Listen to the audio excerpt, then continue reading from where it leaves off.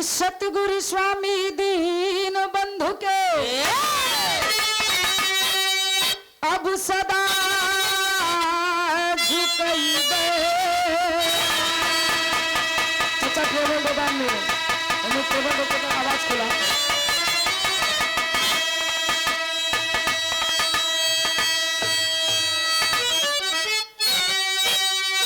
दुखियन ऊपर दया करी अब जय हो दीना।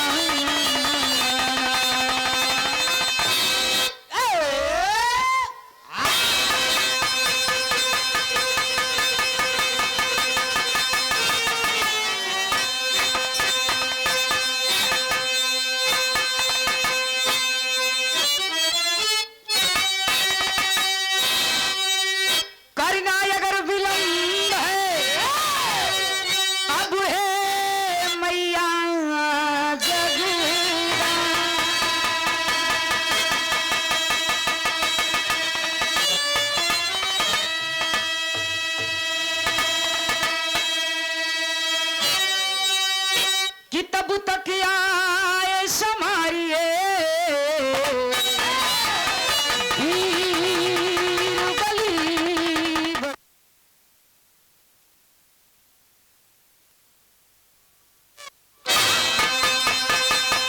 लागत में बारात आई है। बारात में सिस्टम जरूरी है।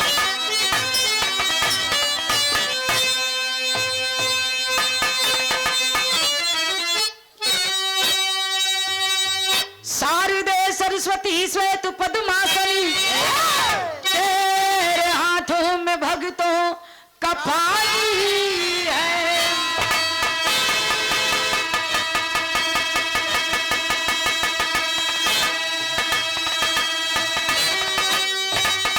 बेसहारों को तुमने सहारा दिया ऐसी वेदों में यह विरल कहानी है।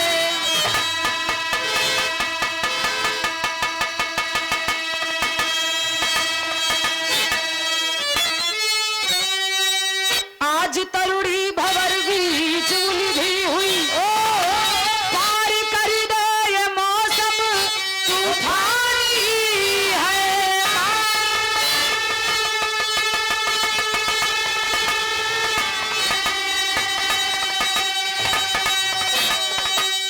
विश्व की बंदनी स्वर सजा दे मेरा कंज कदमों में ये जिंदगानी है।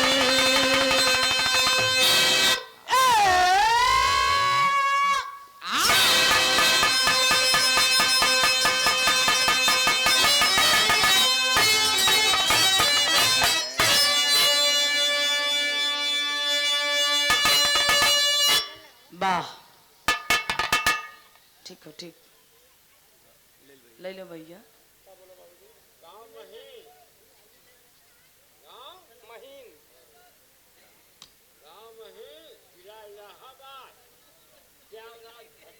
वाह ऐतिहासिक धरती प्रयागराज की ऐतिहासिक सरजमी से चलकर आए ग्राम सभा मही।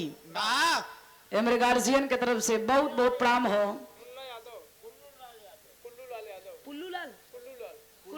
अच्छा सम्मानित गार्जियन श्री कुल्लू लाल यादव आपके बहुत बहुत प्रणाम। मैं बहुत 100 रुपया के पुरस्कार गार्जियन के पैर छू के प्रणाम हो। उपस्थित जनता जनार्दन के 1 स्वर में पहले की प्रणाम आशीर्वाद के कामना है।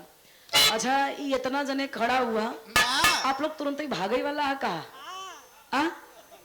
हाथ जोड़ के निवेदन बा बढ़िया व्यवस्था बा आप लोग बैठ जा और विरहा देखे नहीं निकला सुना में निकला विरहा के आनंद तब आई जब बैठ के लोग सुनबा तब। ऐसा विरहा की विरहा में हर रस मिलत हो। सिटी न दे चच्चा 1 नंबर के आपके साउंड है बहुत बढ़िया। हम बहुत बहुत धन्यवाद बा बहुत बढ़िया साउंड सर्विस अब मालिक करे यही तरह बाजत रहे। आवा गुरुजी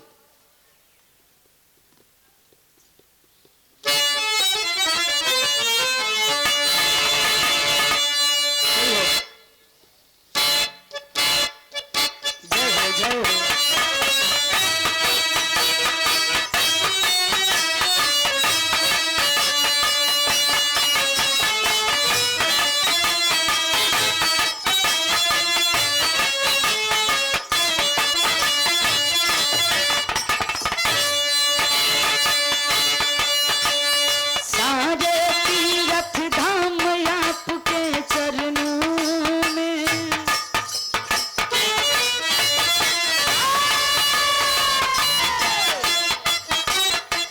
वाह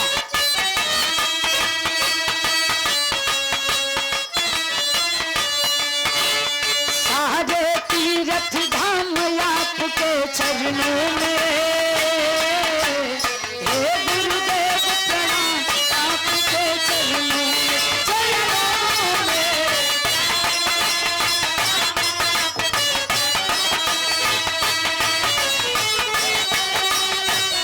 जय जय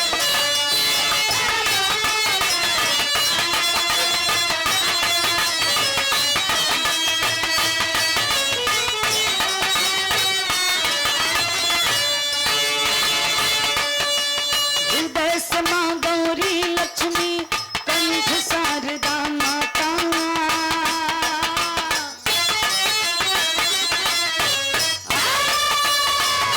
हृदय समा गौरी लक्ष्मी कंठ शारदा माता है जो भी मुख से वचन लिए वो वचन सिद्ध हो जाता है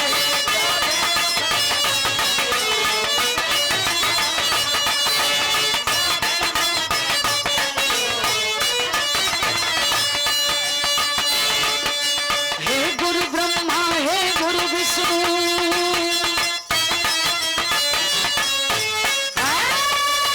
हे गुरु ब्रह्मा हे गुरु विष्णु हे शंकर भगवान आपके चरणों में हे गुरु ब्रह्मा हे गुरु विष्णु हे शंकर भगवान आपके चरणों में हे गुरुदेव प्रणाम आपके चरणों में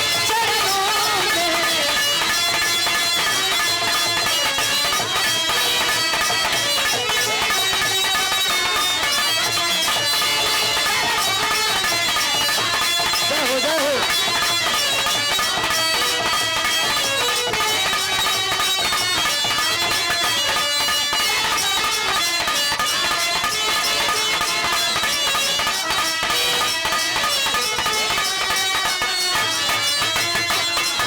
चरणों में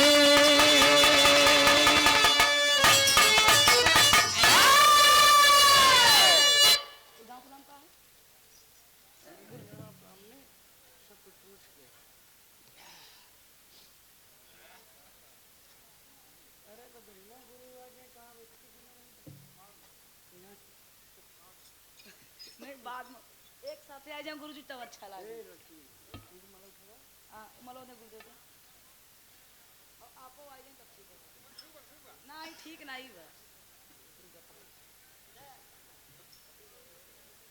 खींचला भैया फोटो ये खींचला गुरुदेव ई गाँव नाम का बेलाहाबान बेलाहाबान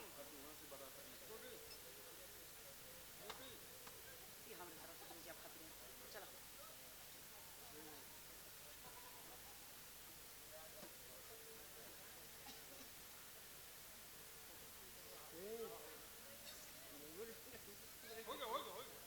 हाँ हो गया हमारी दे और ये देखें हमारे गार्जियन परम आदरणीय परम सम्मानीय श्री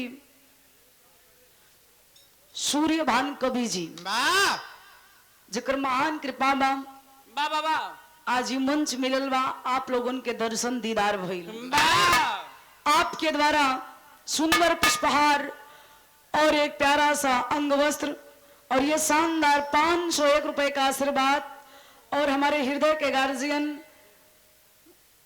जिक्र महान कृपा वाह बड़ा विराट दंगल विराह के 8 कोड़ी मुकाबला 14 मार्च के अब की बार रखल गई बम कलाकारों का बराबर जो सम्मान मिलता है हमारे धर्म के गार्जियन श्री मंजू मिश्रा गुरुजी का ही नाम लग 4 बार ले ये हमारे धर्म के गुरुजी मंजू मिश्रा कलाकारों के मसीहा कलाकारों के शुभचिंतक आप गार्जियन के द्वारा 501 रुपए का आशीर्वाद सुंदर पुष्पहार गुरुजी के बहुत बहुत प्रणाम और उपस्थित जनता जनार्दन के स्वर में पहले की प्रणाम आशीर्वाद के कामना हो सर्वप्रथम ऐतिहासिक पावन सरजमी बेलाहाबान की ऐतिहासिक पावन धरती को प्रणाम करते हुए बारे भालावान भारावान नहीं पागल, बेलाहाबान ये है ना चचा, सुना तनी से। ऐतिहासिक धरती को नमन करते हुए आज मांगलिक बेला बाबा शुभ घड़ी में सम्मिलित हुए हमरे घरात पक्ष एवं बारात पक्ष, ये पूरे बाराती के गार्जियन और घराती भाई के गार्जियन, अभिभावक हमारे एक एक मिनट खातिर मान ला अयोध्या से बारात चल के आई बा जनकपुरी में, दोनों पक्ष के हमारे गार्जियन, उनके हित मीत संगी साथी नात रिश्तेदार, हाँ ये जरूरी नहीं, बाकी सब पीछे हैं। खास होला भाई कुछ ये में तो हाथ दूजने के दोस्त नहीं बा। हई गार्जियन लोग बतावेले, पुरनिया दादा लोग बतावेलन कि देवता में हनुमान और रिश्ता में सड़हुआन, कलयुग में दुइये जने पूजा जाते हैं। बाकी हर रिश्ता हर नाता दूर बा और हर देवी देवता पीछे हैं। लड़का कहे रिश्तेदारी कहीं ना जाए, लेकिन सड़हुआने जरूर जाब कहे से हमारे पार्टियों में कुछ लोग हुवन बात साढ़ू सड़ुआ इनके जब नाम आवत है ना पकड़ी बांध के कूद जलन नहीं तो के ना कहते लखो मत।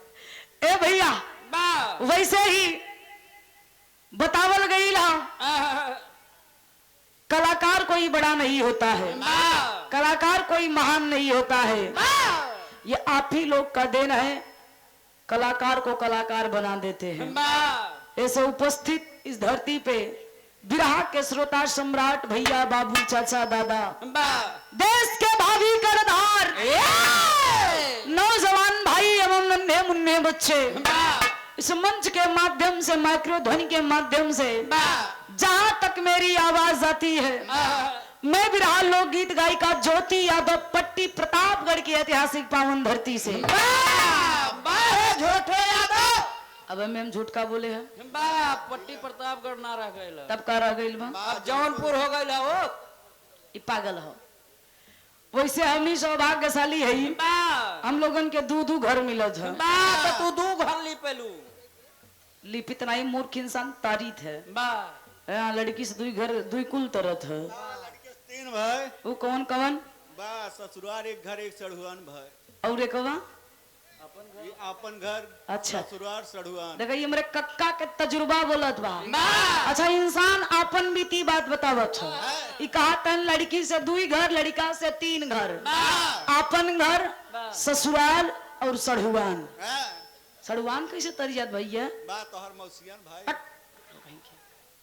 ए भैया और बगल के मंच पे विराजमान बिरहा जगत के बड़े सम्मानित कलाकार, बिरहा के सम्राट कलाकार, हमारे धर्म के गार्जियन बड़े भैया श्री त्रिभुवन नाथ यादव, आपको आपकी पूरी पार्टी को प्रणाम है।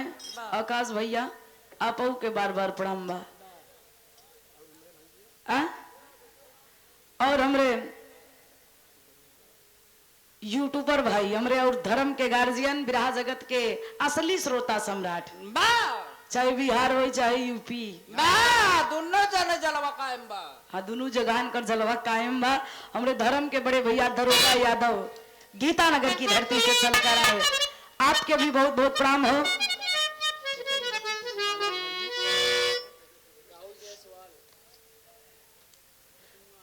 कौन रामू जायसवाल, अच्छा राहुल जायसवाल फतुमा फतुहा ऐतिहासिक धरती से बहुत बहुत धन्यवाद राहुल भैया, तुम्हार पहनाव बहुत बढ़िया है। उपस्थित जनता जनार्दन के स्वर में पहले की प्रणाम आशीर्वाद के कामना हम। ए भैया जैसन की बतावल गई हमरे हिंदुस्तान के संस्कृति व सभ्यता, कोनो भी शुभ कार्य करे से पहले सामान चेक कर लेना चाहिए। तो तोरे समाने में गड़बड़ी है ना हमारे एक नंबर के टाइट है, तो गड़बड़ के करबा मास्टर के वो कैसे बा आज इनकर गिरल है अरे पागल, बा जब तक उनका स्टैंड गिरी ना। बा अच्छा, सामान के मतलब आप लोग गलत अर्थ मत लगाइए। हम सामान के मतलब है स्टैंड साउंड सर्विस माइक। बा तो सुरेश भाई आहा, उ स्टैंड उनकर तब गिरी बा काहे कि उनके ढोलक बजावे के बा। बा तो आज इनकर अगला पिछला दोनों बाजी का चाहत हुआ? अरे ढोलक है, जब तक बाजे ना तब तक आनंद आई का।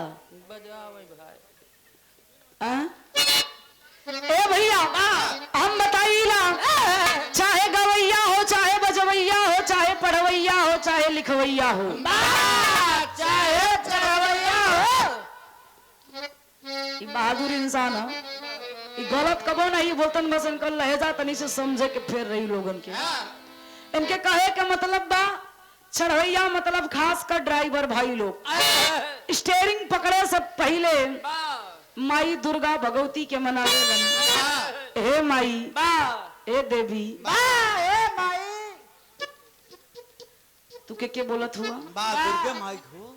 देखा आजकल कंफ्यूजन में बड़ा कांड होत बा। बा तो जोन भी बोला फरिया के बोला ना, तो आजकल जमाना बड़ा बदल गईल है। बा मनावेलन जैसे चढ़त बानी बा वैसे 6-7 महीना बाद उतरो का करियो पे। रुपया पैसा कमाई के अरे पागल, ऐसे बताओ ना, तो कुछ लोग सोचत हुई हैं एक बेरी चढ़ी 7 महीना बाद उतरी, बा ओकर दिशा और दशा दोनों बदल जाई। बा अगर वो करे पहले आगे ना तो दिशा दशा दोनों खराब हो जाई। अच्छा गुरुदेव, तो के जानकारी इतना कहाँ से मिली? ये मास्टर साहब बतावेलन, बहुत महान आदमी है। वाह चाचा, देखा उस जल्दी आना नु घरे जाइए।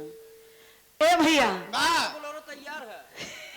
वैसे हम कलाकारन के नियम है, बा गीत संगीत के शुरुआत करे से पहले बा बा बा आदि शक्ति स्वर की देवी दुनिया की मालकिन बा माई तो माई होली। बा देखा समय आजकल चाचा केहू के पास नहीं बा, बा समय सबके पास कम बा, बा लेकिन कम समय में ज्यादा बढ़िया जे काम कई दे वही ठीक बा। हाँ वो जल्दी सोचतन बोलेरो तैयार हो, स्कॉर्पियो में बैठी और चली। बा घर भैंसिया चला बहुत बहुत धन्यवाद बा।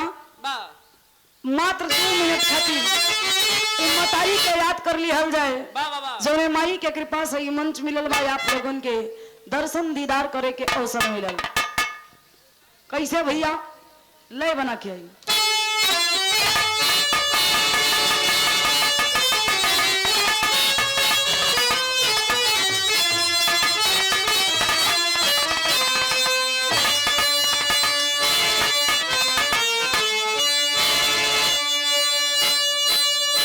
वाह,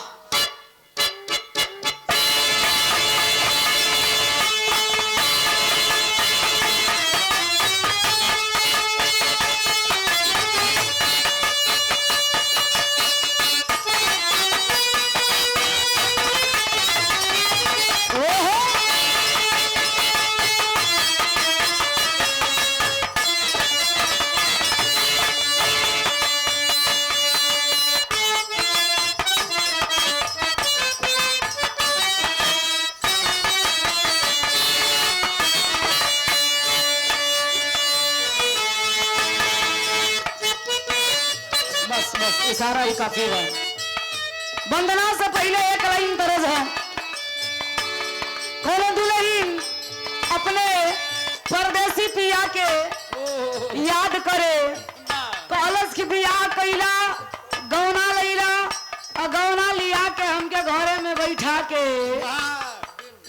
तू कहाँ लीलत हुआ? कौने देश परदेश में? बा बा बा हमार नहीं याद आवत बतो के। दुल्हनिया बेचारी कहा था कि बियाह कैला 7 फेरा में 7 बचन निभैला, कि अगले 7 जन्म तक साथ निभाई। 1-2 महीना में तुम्हारा हालत खराब हो कब आई बा? दुल्हनिया बेचारी अपने परदेसी पिया से कहा था, कहे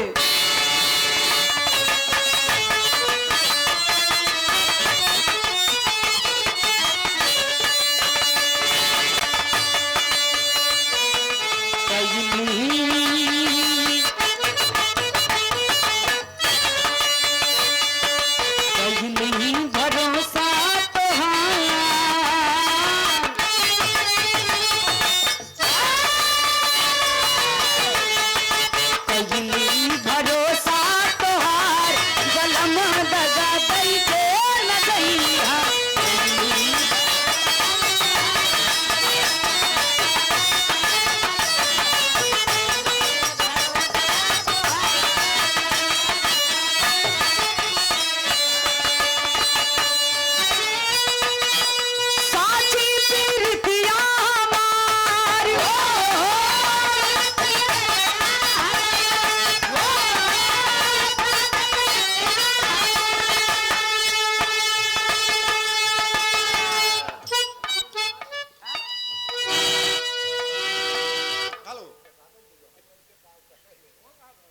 के गार्जियन परम आदरणीय परम सम्मानी श्री पुल्लू लाल दूल्हा के काला करते हैं चचा दादा।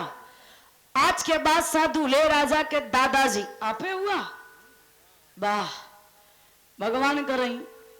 अब न तो हुआ ना पतो एक बाद कुछ देखे के मिल जाए। अब का बोलते नुके न तो आपके द्वारा शानदार 101 रुपया के आशीर्वाद उपस्थित जनता जनार्दन के 100 में पहले की प्रणाम आशीर्वाद के प्रतीक्षा बा। दुल्हनिया कहे गुरुजी का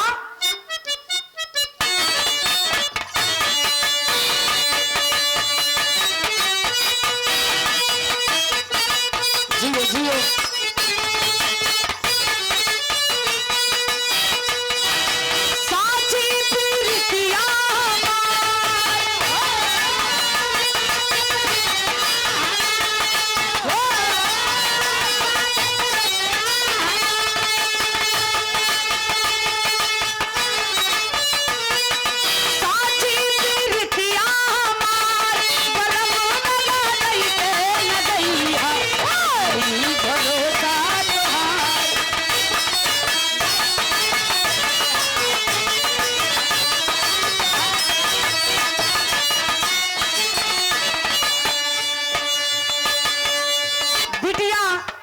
याद करके एक विनती करो वाली हो रहा करता कि हे माई रोजे गवावेलू रोजे बजवावेलू आज ही जनता जनार्दन के बीच में कुछ गावे बजावे के अगर अवसर मिलल बा तो और आशीर्वाद के जरूरत है कहे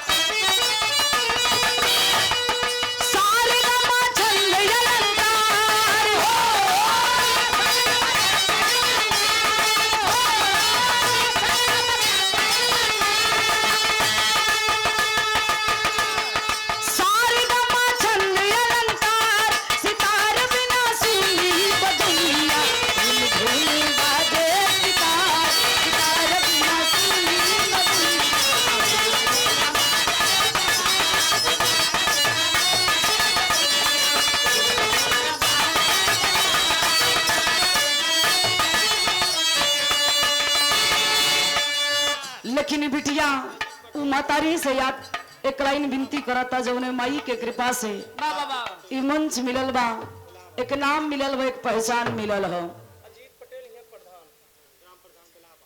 बेलाहाबाद के शानदार प्रधान जी सम्मानित गार्जियन श्री अजीत पटेल प्रधान जी के कर कमलों से शानदार 201 रुपए का आशीर्वाद माई के भजन पे प्रधान जी के बहुत बहुत प्रणाम मालिक करे आवे वाली पंचवर्षी में एक बार पुनः समाज के अपने ग्राम सभा के सेवा करे के एक बार पुनः आपके अवसर मिले बहुत बहुत धन्यवाद है। वैसे भी मालिक करें पोस्टिंग हो जाए तब ठीक बा हाँ ए भैया लेकिन अंतरा के लाइन में बिटिया बहुत बड़ी बात करता प्रधान जी आपो के ऊपर लागू बा जो समाज के बारे में सोचेला अपने बारे में नहीं जो समाज के बारे में सोचेला ओकरा खातिर बा कैसे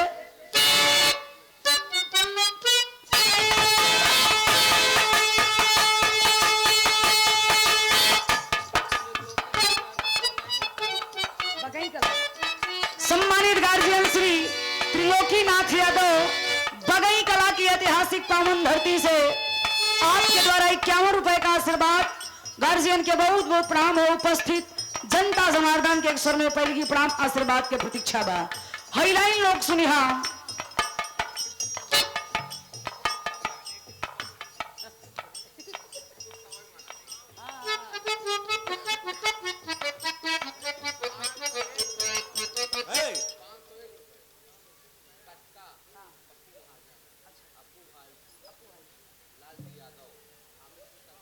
एक मिनट सर जी।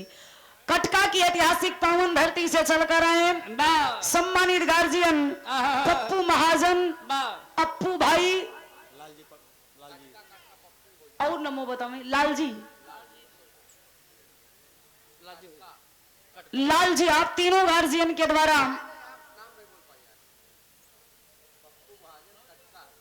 हाँ और अच्छा शानदार ये 500 रुपए का आशीर्वाद कटका की ऐतिहासिक धरती से पप्पू महाजन और हमारे धर्म के गार्जियन लालजी और अप्पू भाई। ये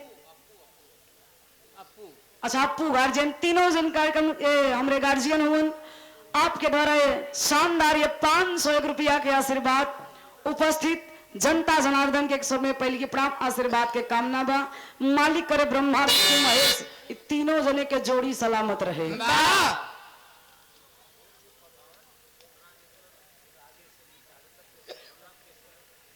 श्री राजेंद्र केसरी गुलाब केसरी भूतपूर्व प्रधान आपके द्वारा 101 रुपया के आशीर्वाद बहुत बहुत प्रणाम है उपस्थित जनता जनार्दन के स्वर में पहले की प्रणाम आशीर्वाद के कामना बा। अंतरा के भाव में बिटिया कहे का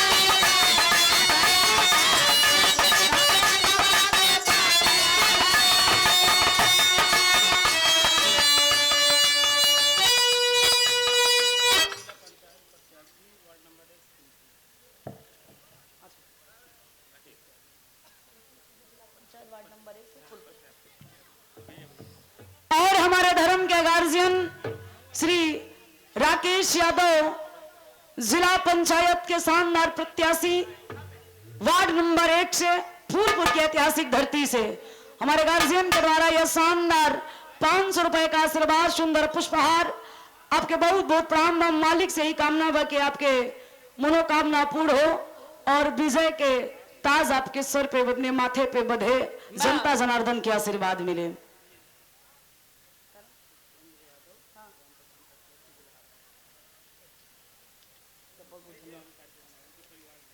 इलाहाबाद के ऐतिहासिक धरती से आप पूर्व प्रधान वर्तमान प्रधान पद के शानदार प्रत्याशी श्री पुष्पेंद्र यादव भावी प्रधान बिल्हाबान ऐतिहासिक धरती से आपके द्वारा सुंदर पुष्पहार और 2100 रुपए का आशीर्वाद गार्जियन के बहुत बहुत प्रणाम आशीर्वाद की प्रतीक्षा हो। अच्छा नमो का भैया हमारे गार्जियन जी के कहना में सच्चाई भी बा कि हैदर गुरु जी के गाना और प्रधानमंत्री के तो वहू से बोला जाबा कुछ हैदर गुरु जी के गाना और प्रधानमंत्री के आना ये दोनों बराबर है। सच्चाई बहु समय में जितना भीड़ होत रहे बिरहा में उतना आजकल देखे के नहीं मिले। आपके द्वारा 100 रुपया के आशीर्वाद बहुत बहुत प्रणाम आशीर्वाद के प्रतीक्षा है। अजहरा रमेश चंद्र सम्मानित गार्जियन श्री रमेश चंद्र अजहरा के ऐतिहासिक धरती से आपके द्वारा 101 रुपया के आशीर्वाद गार्जियन के पैर छू के पहले की आशीर्वाद की प्रतीक्षा वंदना चाहे 1 लाइन हो चाहे 1000 लाइन किसी महान पुरुष ने कहा है मन की तरंग मार लो बस हो गया भजन और आदत बुरी सुधार लो बस हो गया खत्म।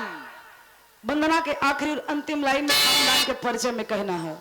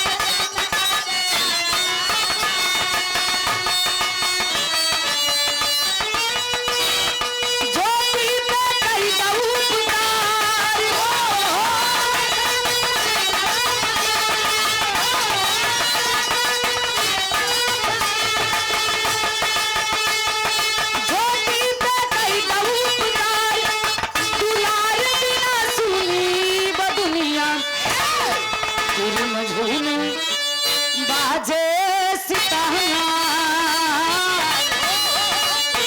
झुन बाजे सितार सितार बिना सुनी बद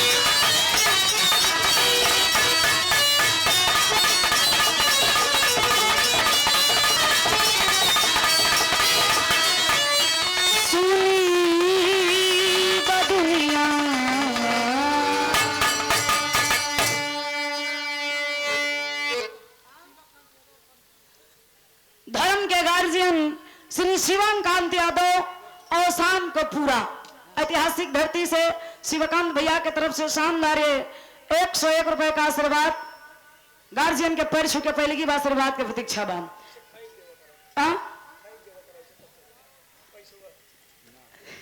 आई बारात है बाराती में लोग सोचलन कितना जल्दी खाई कितना जल्दी लेकिन पहली बारात हम देखा तो लगन कितना लोग दिखाई देते हुए जैसे आप लोगों के बहुत बहुत धन्यवाद बस समय के हम व्यर्थ ना करब गुरुजी समय के व्यर्थ ना करे कि मात्र 2 लाइन करो झटका में गीत बजा दा एक छोटा से 10 से 15 मिनट के विराम हो जाए भैया के नंबर वाह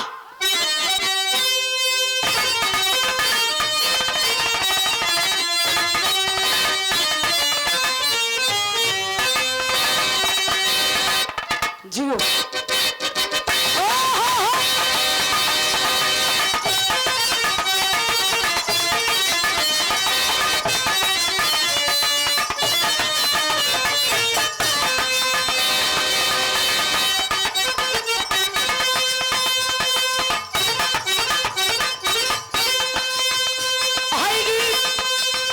अच्छा सुनवैया कई प्रकार के होलन सूरज भैया सुनवैया कई प्रकार के होलन यहाँ कुछ लोग बिरहा सुने खातिर बैठल हुवन हमरे जो नौजवान भाई हुवन धूम तराना के आनंद लेवे चाहत हुवन तो ऐसे दोनों जने के देख के सबकर इच्छा पूरा करे के चाहिए आई गुरुजी बड़ी बढ़िया गीत के आप संकेत करत हुआ कोनो दुल्हन ससुरे से लौट के नैहर आइल हा और कुछ लोगों के देख के करन की बियाहे से जब से लौट के आइल बा तब से के चेहरा के निखार अच्छा वो निखार बढ़ल कैसे बा जो ओकरे मांग में सिंदूर पड़ल रहे कहल गइल बा लड़की के जब मांग में सिंदूर पड़ेला तो खूबसूरती में 4 चांद लग जाला उस सुंदरता के तारीफ करो तो लइका बताओ तो कैसे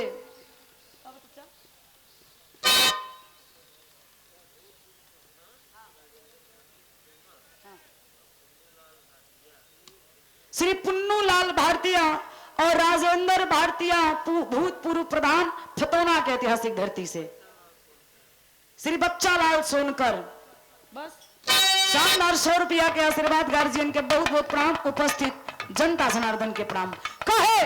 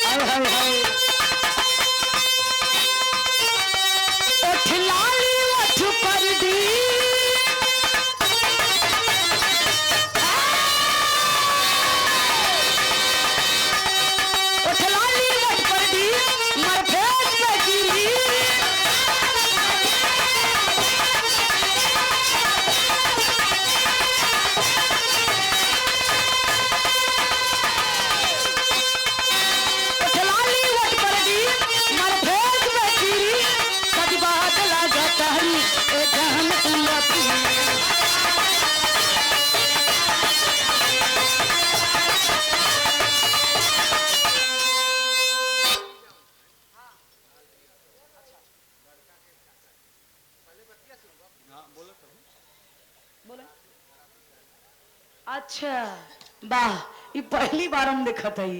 आज के बादशाह दूल्हे राजा के चाचा जी श्रीलाल जी यादव भैया के हमरे गार्जियन के फरमाइश बा कि घराती वाले के गरिया इधर मास्टर भेज दे का भाई हाँ ये तो करेजा शेर के शेर दिल होगन। बहुत बहुत धन्यवाद भाई। 110 रुपया के आशीर्वाद उपस्थित जनता जनार्दन के प्राण बा हो जाई। अब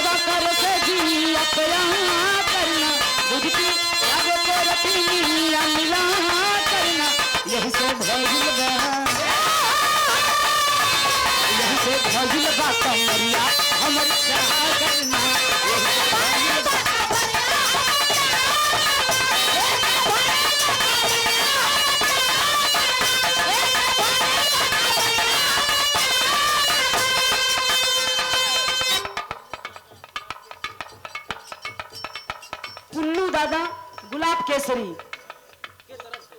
भूतपूर्व प्रधान आपके द्वारा पुनः 101 रुपया के आशीर्वाद लाल जी नेता बहुत बहुत धन्यवाद। कहे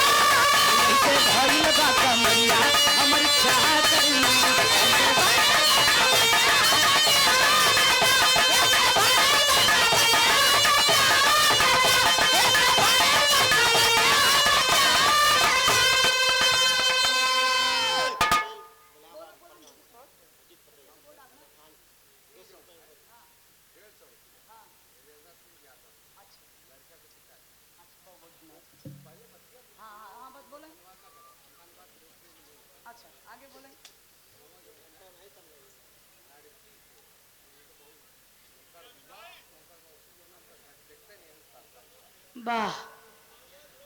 आज के बाद दूल्हे राजा के पिताजी राजेंद्र श्री राजेंद्र प्रसाद यादव उनकर का नाम कि उनका न लड़की के मौसी देखत है न लड़की के फुआ देखत है।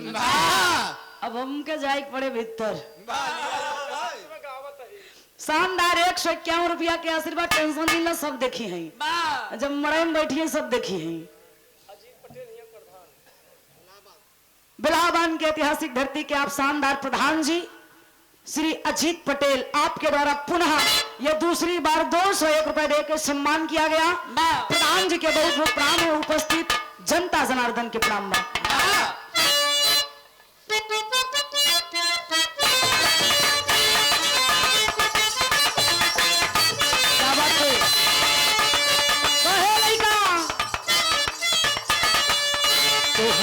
बात कुछ खास बाटे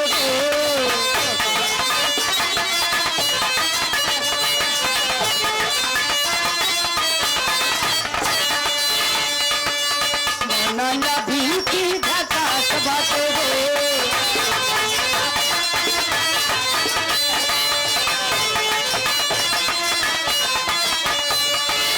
तोहरा में बात कुछ खास बाटे हो नया भी की झकास बाटे हो।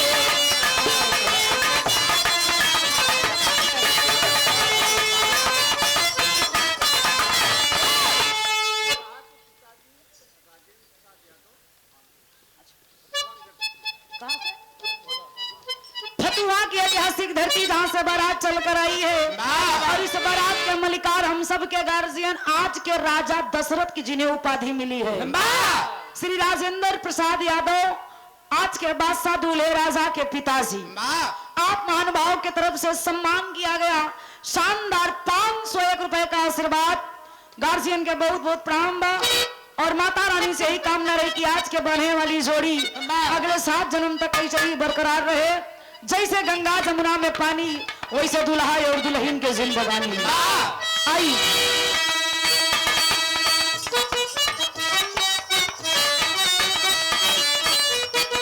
क्या बात है,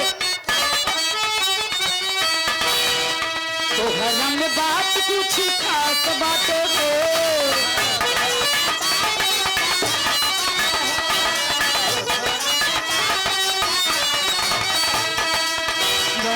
बिहुती झकास बातों को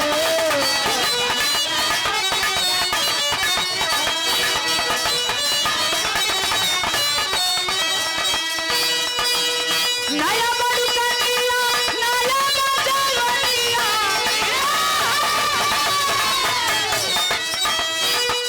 नया बड़ी कन्या नया मजवरिया देखी के गड़ू बड़ी मिजाज लागे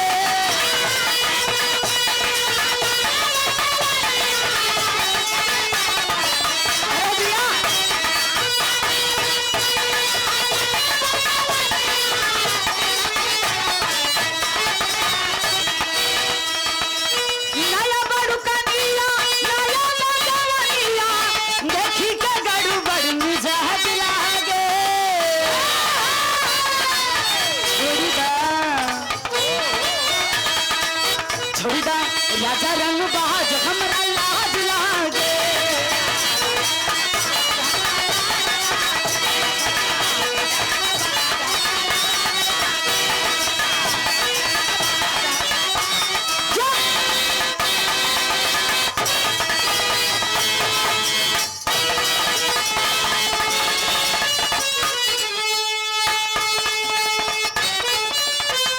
और ये देखें हमारे धर्म के गुरु जी श्री सूर्यधान कबीर जी और मंजू मिश्रा गुरु जी दोनों महानुभाव की तरफ से आपके द्वारा ये रुपए नहीं मेरे लिए आशीर्वाद है। आज जोड़ी है भैया ही राम लक्ष्मण के मानला भैया और सुदामा के जोड़ी मानला। आपके द्वारा ये पुनः 500 रुपए देके हौसला बढ़ाया गया। गार्जियन के बहुत बहुत प्रणाम, आशीर्वाद की प्रतीक्षा बा। हाँ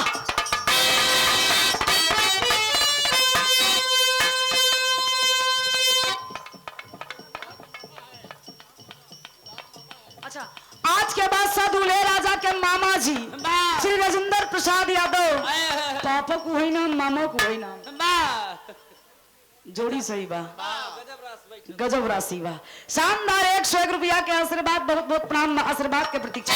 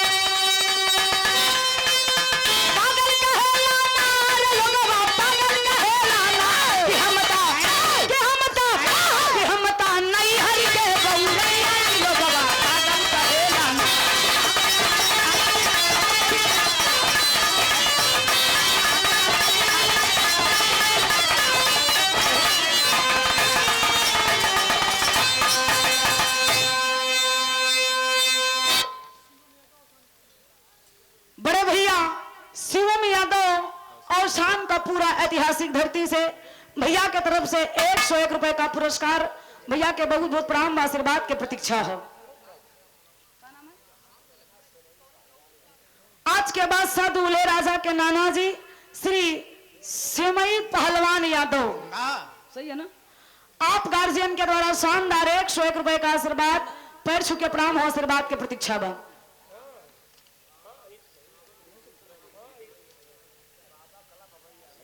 श्री बाबा कलब बबई यादव, आप गार्जियन के द्वारा 101 रुपया के आशीर्वाद, उपस्थित जनता जनार्दन के प्रणाम आशीर्वाद के कामना बा।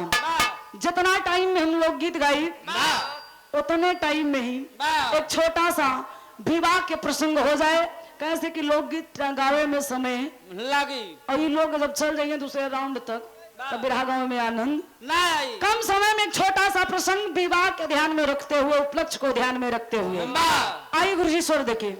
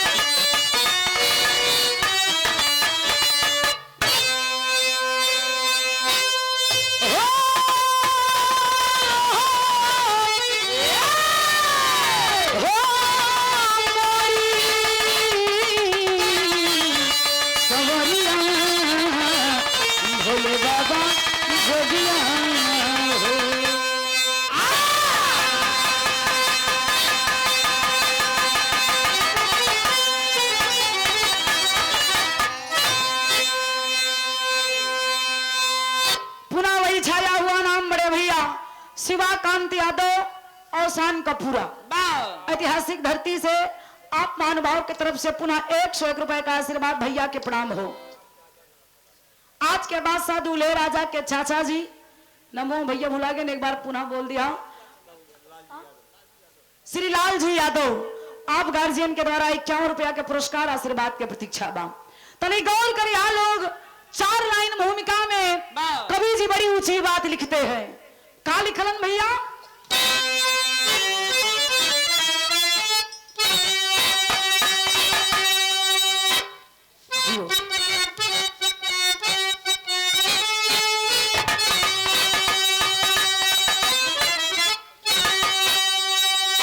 एक ही है, एक ही है रचयिता पूरे विश्व का, नाम जिनका अनेकों बताया गया। कोई राम कहता, कोई श्याम कहता,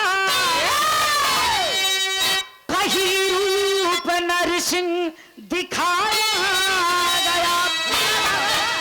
वेद का वेद कोई समझ ना सका, जिसने जितना पढ़ा उतना नहीं पाया।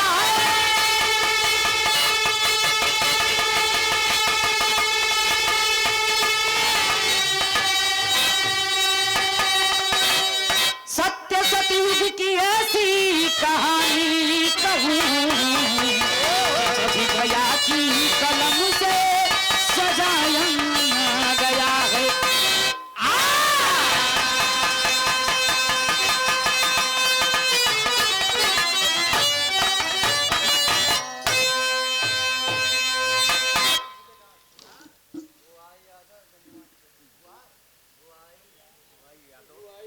श्री भुवाई यादव, जल निगम के ठेकेदार साहब, आप गार्जियन के द्वारा शानदार 101 रुपया के आशीर्वाद, बहुत बहुत प्रणाम, आशीर्वाद के प्रतीक्षा बा। यह समय बहुत टंकी बनाता है, का करबा, समय वही आएगे भैया, बिना करे सब अधूरा बात है। एक लाइन बिरहा में गुरुजी गजल लिखत हुन, का लिखलन?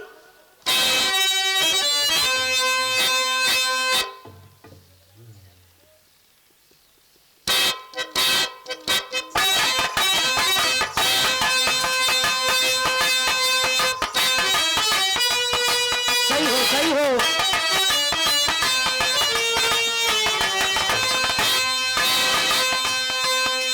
पागल नजरे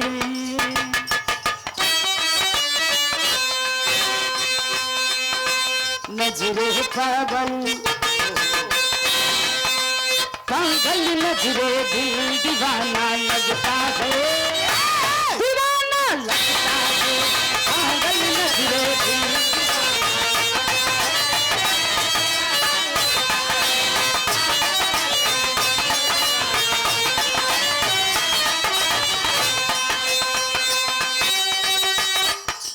पागल नजरे दिल दीवाना लगता है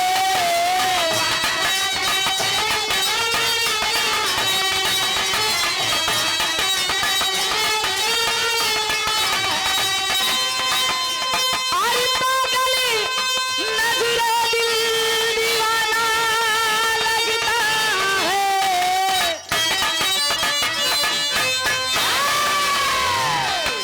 तेरा मेरा मेरा तेरा तेरा मेरा प्यार पुराना लगता है पुराना लगता है तेरा मेरा प्यार पुराना लगता है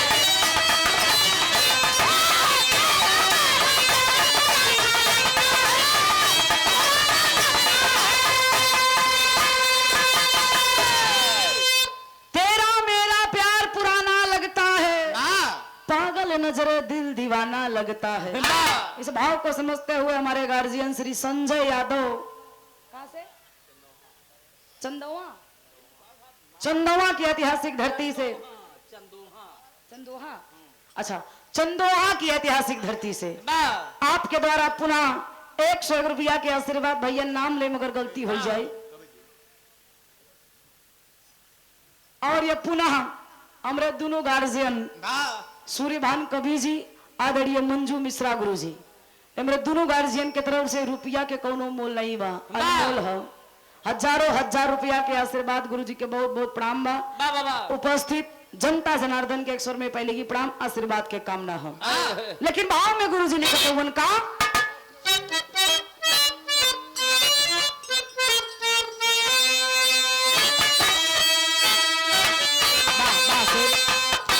क्या बात है बहुत अच्छे ऐ विधिना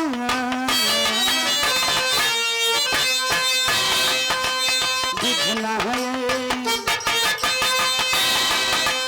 ऐ विधिना कड़ कड़ में तेरा बसेरा है तेरा बसेरा है ऐ विधिना कड़ कड़ में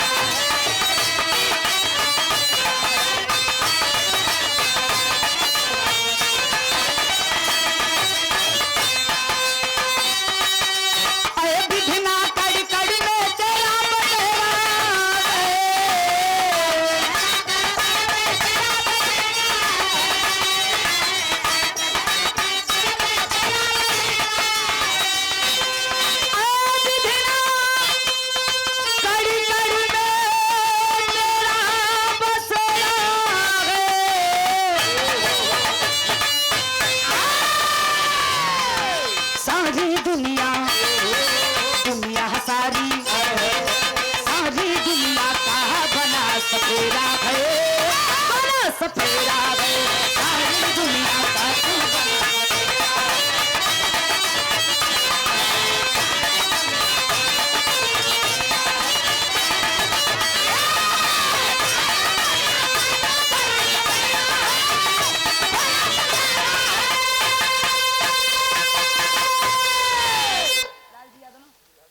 आज के बाद साधुले राजा के चाचा जी श्री लाल जी यादव आप गार्जियन के द्वारा पुनः 101 रुपए दे के हौसला बढ़ाया गया गार्जियन के बहुत बहुत प्रणाम आशीर्वाद के प्रतीक्षा है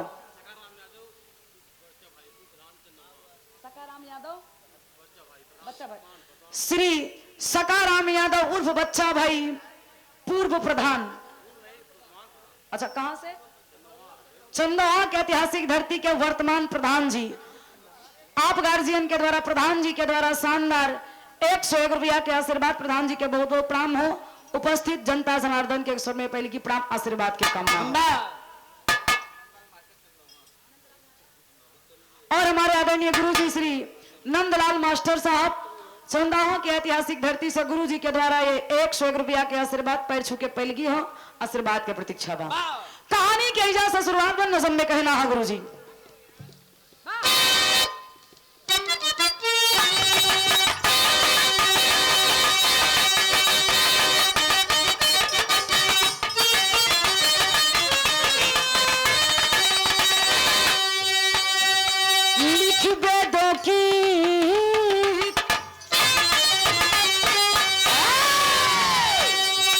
लिख बेदों की बात कैसे तुम ठुकराओगे, लिख बेदों की बात कैसे तुम ठुकराओगे, सत्य तो सत्य है असत्य कुछ न पाओगे।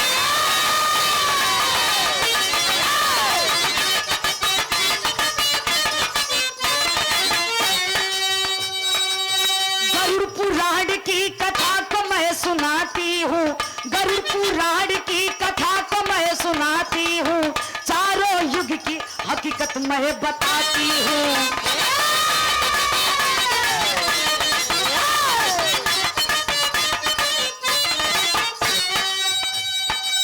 राजा रेवत,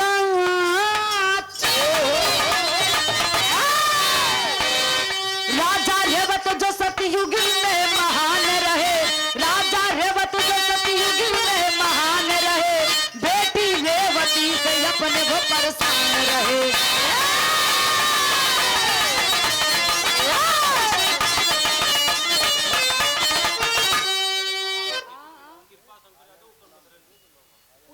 प्रदेश रेलवे, उत्तर मध्य रेलवे। अच्छा, उत्तर मध्य रेलवे श्री कृपा शंकर यादव चंदौहा की ऐतिहासिक धरती से आप गार्जियन के द्वारा 101 रुपया के आशीर्वाद बहुत बहुत प्रणाम है। आयल्स अतरोड़ा के ऐतिहासिक धरती से आपके द्वारा 101 रुपया के आशीर्वाद बहुत बहुत प्रणाम, आशीर्वाद की प्रतीक्षा है। कहानी सतयुग से चालू होत बा, कैसे भैया लगा रहे।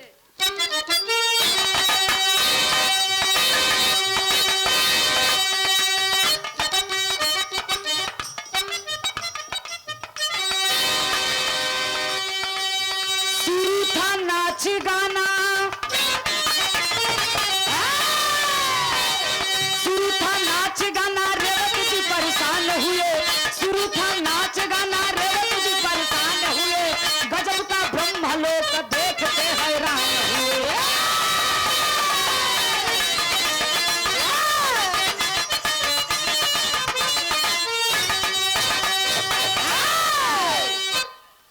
ई बिरहा मी खातिर गावत बानी, हमरे नौजवान भाई भी बैठल हुवन और दादा पुरानिया लोग भी हुवन।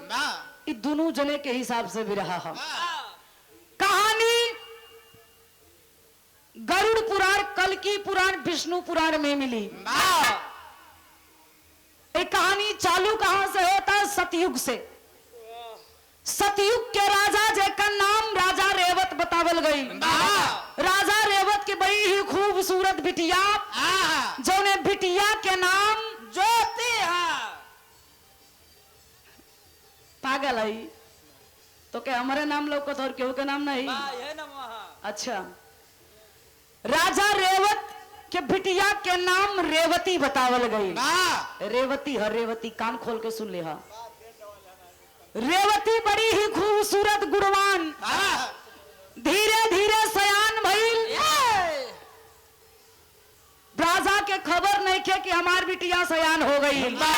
प्रजा में बातें चलने लगी। अच्छा, गौरे में जब बिटिया केहू के सयान होली तो माई बाप के नहीं अंदाजा लागत।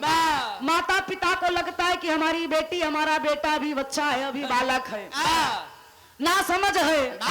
लेकिन आजकल के महतारी बाप जान ले जान लेते न? अच्छा, बहुत बहुत धन्यवाद। जाने के चाहिए। वो कैसे जानते तो गरज बताई दा। बा लड़का जब रजाई के नीचे हूँ हाँ करे लगा, समझ लेते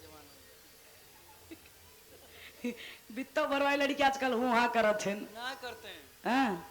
ऐसे ऐसे घुमावत है ए भैया, तोरो बाती में दम बहा, लेकिन राजा रेवत के अंदाजा नहीं के हमारी बिटिया सयान हो गई ला।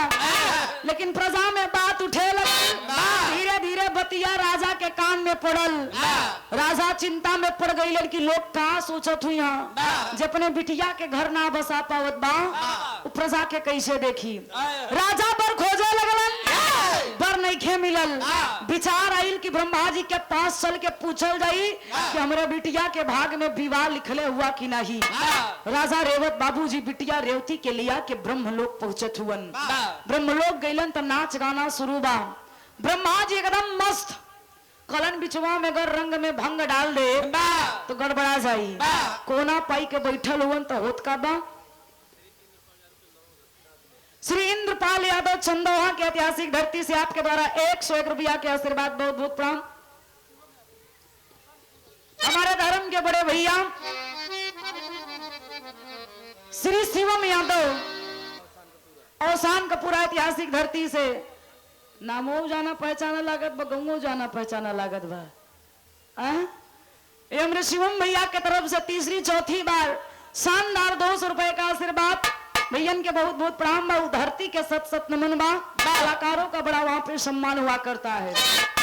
उपस्थित जनता जनार्दन के प्रणाम हो। ए भैया आज ब्रह्मा जी जब नाच गाना खत्म भई तो ब्रह्मा जी के निगाह राजा रेवत उनकर बिटिया रेवती पे पड़ल। उठ के गईलन और ब्रह्मा जी से सवाल कैलन। सॉरी, ब्रह्मा जी से राजा रेवत जब प्रणाम कैलन तो ब्रह्मा जी सवाल करत हुवन। कहलन का विराम एक लाइन कर दो। अरे भैया श्री शिवाकांत यादव औसान का पूरा ऐतिहासिक धरती से शिवाकांत भैया के तरफ से चौथी पांचवी बार ये 101 रुपया के आशीर्वाद। भैया के बहुत बहुत प्रणाम। उपस्थित जनता जनार्दन के प्रणाम। श्री उमा शंकर यादव आज के बाद साधु ले राजा के फुफ्फा जी चंदोहा की ऐतिहासिक धरती से 100 रुपया की आशीर्वाद। तर्ज बड़ी पुरान में गुरु जी कैसे। और आज के बाद साधु ले राजा के चाचा जी श्री लाल जी यादव आपके द्वारा पुनः 101 रुपया के आशीर्वाद। बहुत बहुत प्रणाम। आशीर्वाद के प्रतीक्षा बा।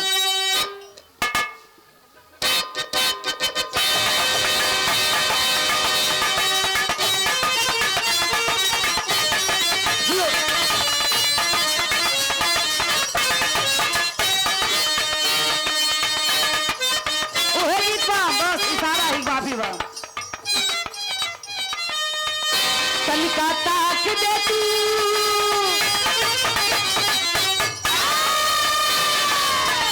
कलकत्ता के बेटी हमारी वरिया मोर गई आय है मोर गई बिना गंगा में ना पहले हम का तोर गई।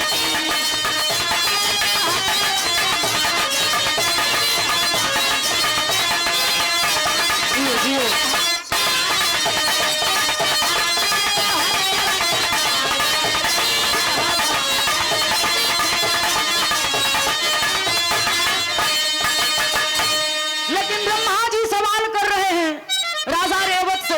कहते क्या है। ब्रह्मा कहे कि कैसे ब्रह्मा लोकवा आई गईला आय है आई गईला राजा ज्ञान के दिया नावा बुझाई।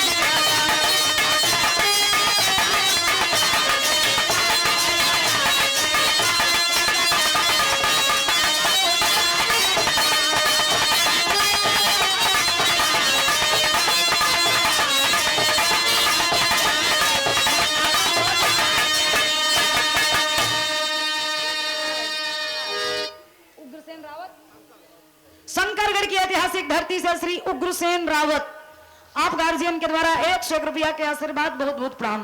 ब्रह्मा जी जाके सवाल करते हैं कि ब्रह्मलोक किसी इंसान को आने की अनुमति नहीं है, आप क्यों आए हैं?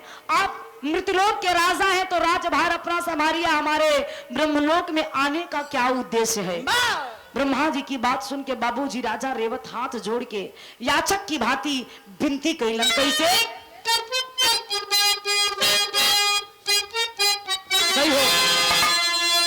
हाथ जोड़ी कैले राजा रेवत बचनिया बिटिया सयान भइली बड़ी परेशानिया।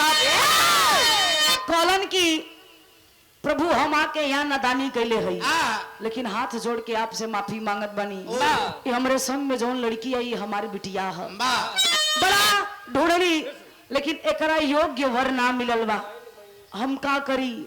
आप ही भाग्य विधाता हुआ तो हमरे बिटिया के हाथ देख के बता दा कि हमरे बिटिया के हथेली पे एक बियाह लिखले हुआ कि ना लिखले। राजा रेवत के बतिया सुन के ब्रह्मा जी हंस के कहलन का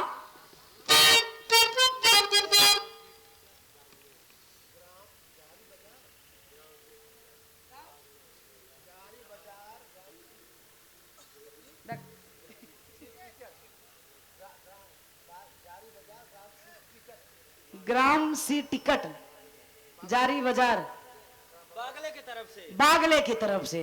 वाह, ये दूसरी बार 100 रुपया के आशीर्वाद, बहुत बहुत प्रणाम, आशीर्वाद की प्रतीक्षा बा। अब भैया उठाओ जाएगा।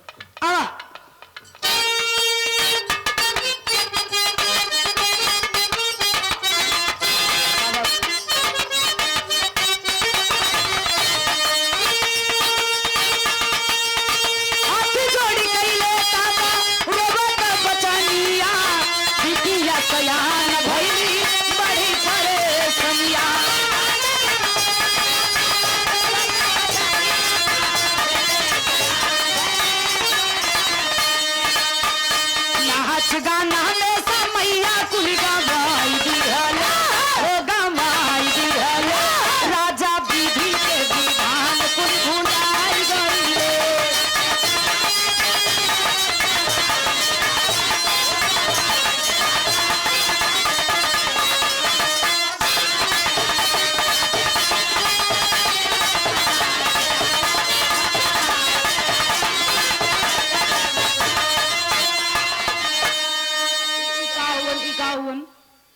का हुआ नहीं गावा छोड़ दे।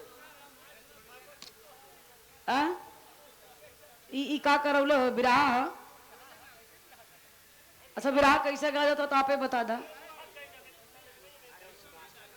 या आयोजक हुआ का?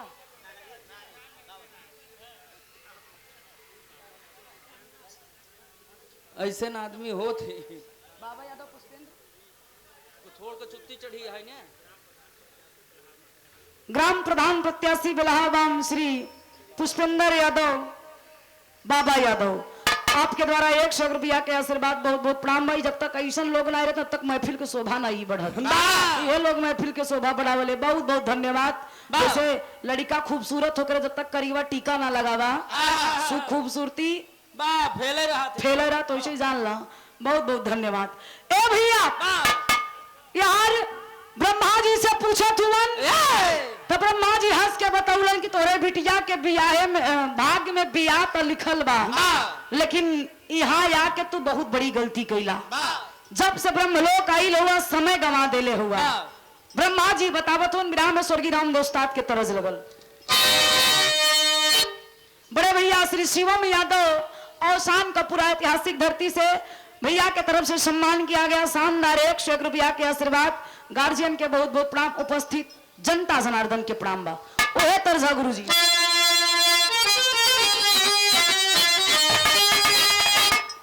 अरे रात सुतले सजरिया पे छोड़ी गई लगो, रात सुतले सजरिया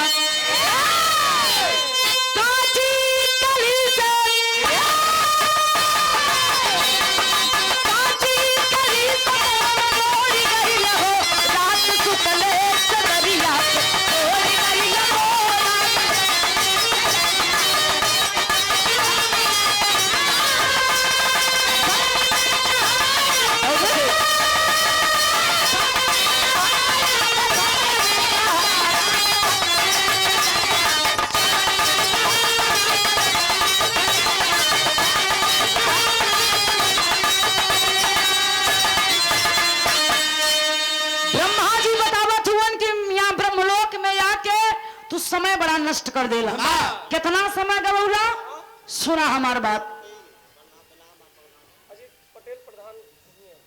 और इसी ऐतिहासिक धरती से हमारे धर्म के गार्जियन प्रधान जी श्री अजीत पटेल प्रधान जी के द्वारा ये तीसरी बार 201 रुपए दे के सम्मान किया गया। प्रधान जी के बहुत बहुत प्रणाम, आशीर्वाद के कामना हो। बिलाहबान के अनलिमिटेड प्रधान, जेकर कोनो लिमिट नहीं है, मिठाई लाल यादव, आपके द्वारा 100 रुपया के आशीर्वाद। राजा ज्ञान के दिया नवा हर बुझाई दिया लगो, राजा ज्ञान के दिया नवा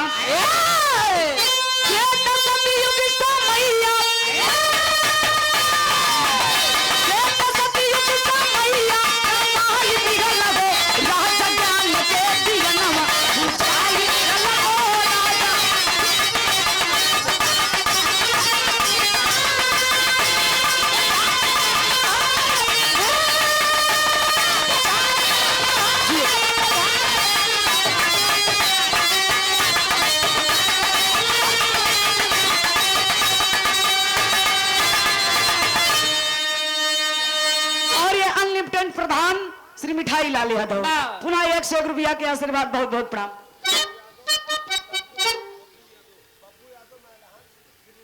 महिलान श्रीनगर से श्री बब्बू यादव, आपके द्वारा 101 रुपया के आशीर्वाद, बहुत बहुत प्रणाम है। और सम्मानित गार्जियन श्री विनोद कुमार यादव उर्फ बाऊ अगुआ, बीदा सैदाबाद के ऐतिहासिक धरती से आपके द्वारा 101 रुपया के आशीर्वाद, गार्जियन के बहुत बहुत प्रणाम। विराम मात्र 10 मिनट के उड़वा बस। ए भैया, ब्रह्मा जी बतावत हुवन कि हमरे ब्रह्मलोक में आके 2 युग बिता देला। कौन कौन? सतयुग, त्रेता, ये दोनों बीत गईल बा, द्वापर धरती पर चलत बा। एक बात हमार गौर से सुना। कहलन का भैया, तू दाना बता क्या बात है? धरती पे आइल द्वापर के समैया, और बलराम साथे खाए कुंवरा कन्हैया।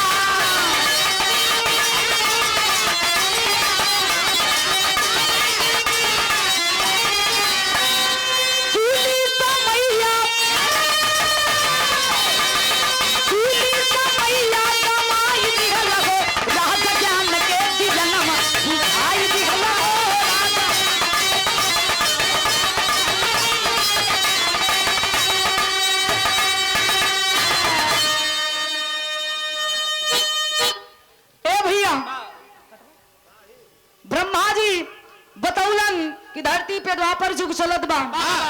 द्वापर युग में विष्णु भगवान के अवतार कन्हैया रूप में भइल बा। कन्हैया के बड़का भैया जेकर नाम बलराम बा। बलराम के साथे तोहरे बिटिया रेवती के विवाह हुई। अब समय मत गवावा, जाके धरती पे भगवान कन्हैया से मिलके बलराम से रेवती के बियाह करवा दा। चलल हवन ब्रह्मा से आदेश लेके राजा रेवत धरती पे अइलन तो देखलन का विरह में स्वर्गीय रामदेव गुरु जी के ही बड़ी पुरान बा, लेकिन वीर रस विरह के देवर कहल जाला। कैसे?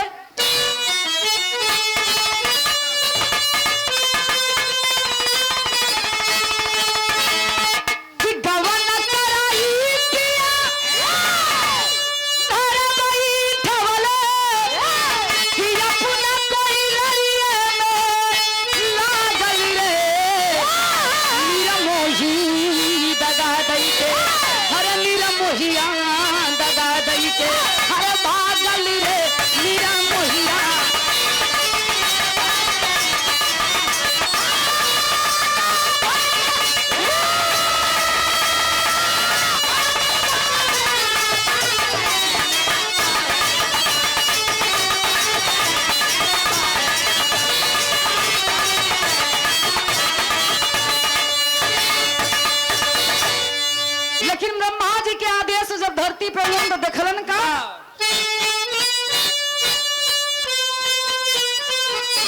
रेवती के लइका चली भइले रजनावा।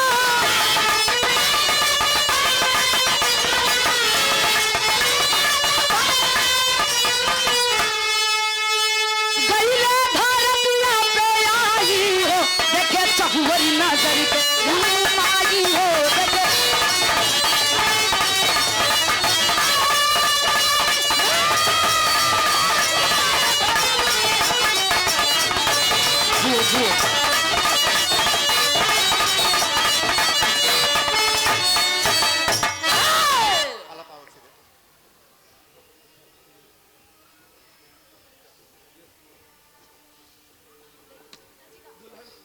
और एक कन्या पक्ष की तरफ से कन्या के पिताजी श्री ब्रजेश कुमार यादव जी के आज राजा जनक जी के उपाधि मिलल बा। आप महानुभाव के तरफ से शानदार 501 रुपए का आशीर्वाद, सुंदर पुष्पहार, बहुत बहुत प्रणाम, आशीर्वाद की प्रतीक्षा बा। राजा रेवत के आदेशानुसार कन्हैया से मुलाकात भइल। यार बलराम से शादी होता बाबू। विराह में टेरी में कहना है गुरुजी। झटका मारा।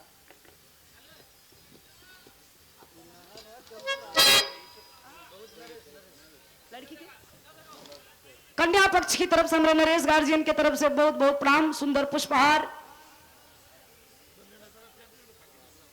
शानदार 501 रुपए का आशीर्वाद, सुंदर पुष्पहार हमारे नरेश गार्जियन की तरफ से। और श्री प्रमोद पटेल आपके द्वारा भी सम्मान किया गया। बहुत बहुत प्राम आशीर्वाद की प्रतीक्षा हो। आई विरह के टेरी में कहना आगरू।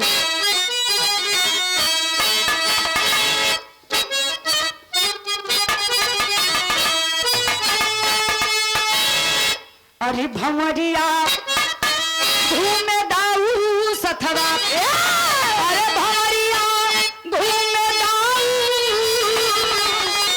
भंवरिया घूमे दाऊ सथवा, बिहसे भवन रेवती जैसे गगन जोरिया यरिया जोरिया यरिया, बिहसे भवन रेवती जैसे गगन यजोरिया, भंवरिया घूमे दाऊ सथवा। भइल संपन्न भइल ब्रह्मा जी के पास राजा रेवत चलत हुवन। कैसे थे सवाल लेके बिरहा के पापट में कहना पड़ा।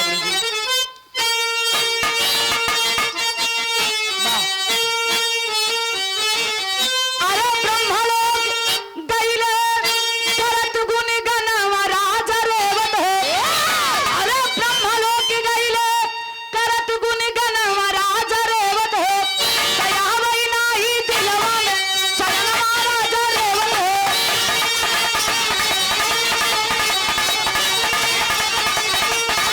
जियो जियो बहुत अच्छा, क्या बात।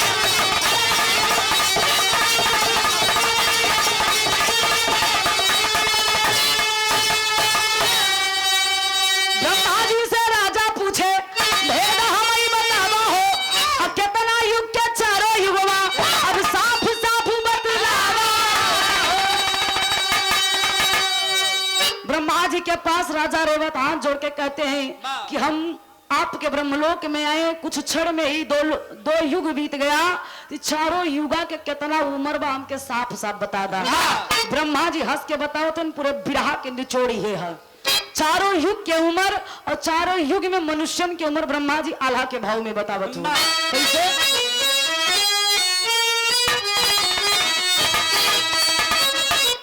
सही हो।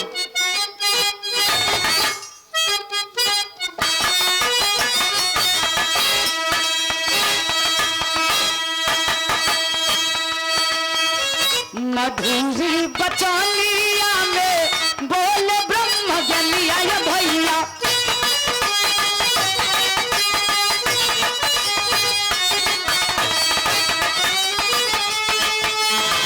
सात युग के सुनीला तू या बाही गया,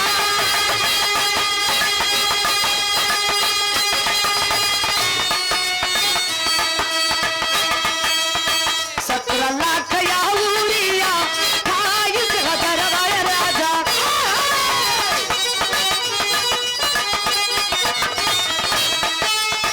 1 लाख मानव के उमारिया बता,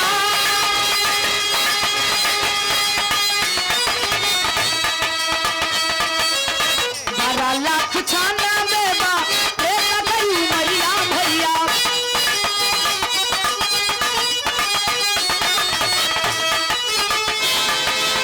मानव के उमरिया 10,000 बरस हो,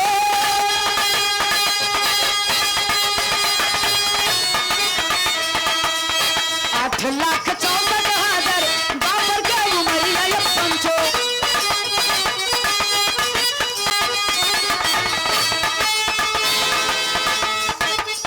1,000 मानव के उमरिया देखा,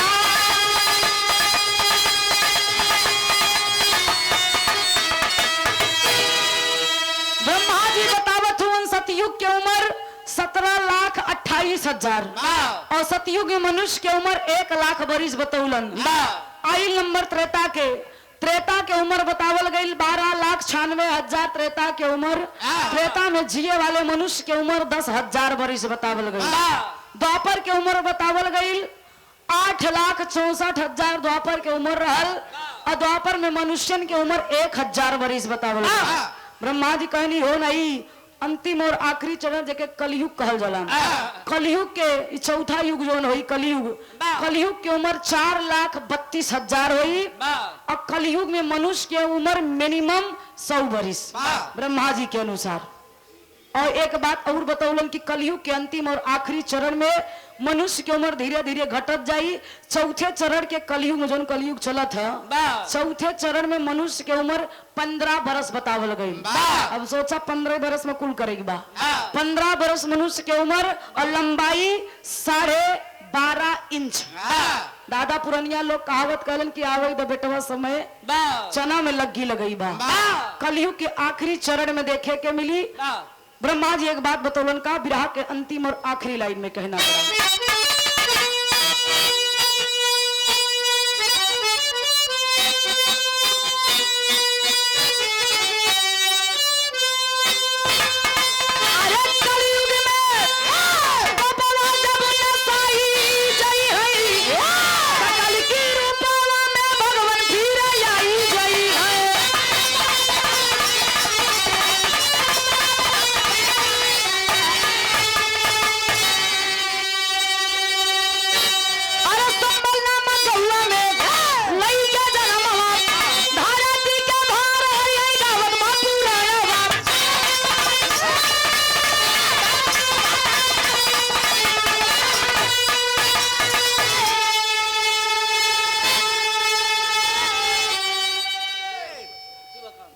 हमारे धर्म के बड़े भैया शिवाकांत यादव, शिवम यादव, अवसान का पूरा ऐतिहासिक धरती से दोनों भाई की तरफ से बहुत सारे रुपए का पुरस्कार आशीर्वाद भैयन के प्रणाम हो। बतावा तुवन की धरती पे चौथे चरण में पापियन जब चरम सीमा पर रही तो भगवान विष्णु के कल की रूप में अवतार हुई। संबल नामक गांव में 3 गो भाई पत्नी के नाम पद्मा बतावल गई। आखिरी बात सुन के ब्रह्मा जी से राजा रेवत धरती पे अइलन तो कैलन का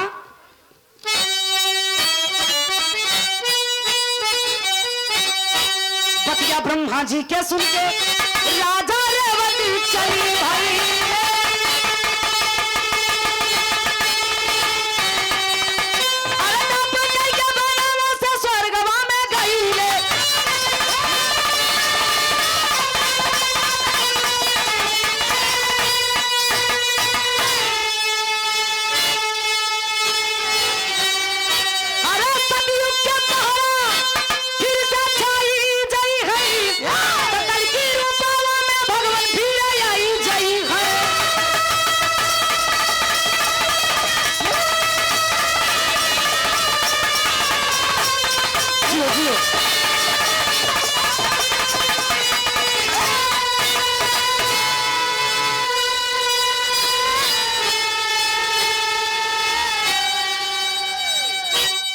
बिहारी गुरगुल अटपट मेलों की बारी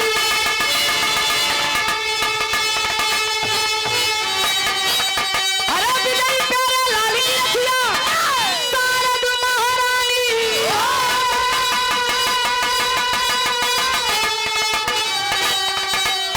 भंवरिया घूमे दाऊ सतवा तो ज्योति गया कभी के पर्वत मुर्गा खरिया भंवरिया घूमे दाऊ सतवा।